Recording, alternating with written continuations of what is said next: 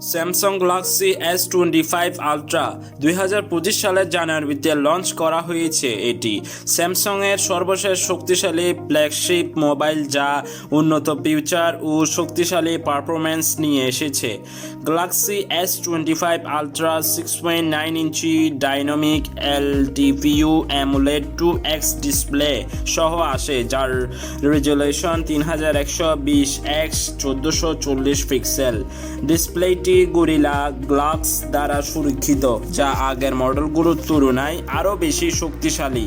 Titanium ফ্রেমের সাথে এর প্রিমিয়াম ডিজাইন ডিভাইসটিকে আরও আকর্ষণীয় করে তুলেছে এবং এতে রয়েছে 12GB র্যাম ও 256GB স্টোরেজ এবং মেইন ক্যামেরা হচ্ছে 200+, 10+, 50+, 50 মেগাপিক্সেল ক্যামেরা, যা অনেক বেশি শক্তিশালী।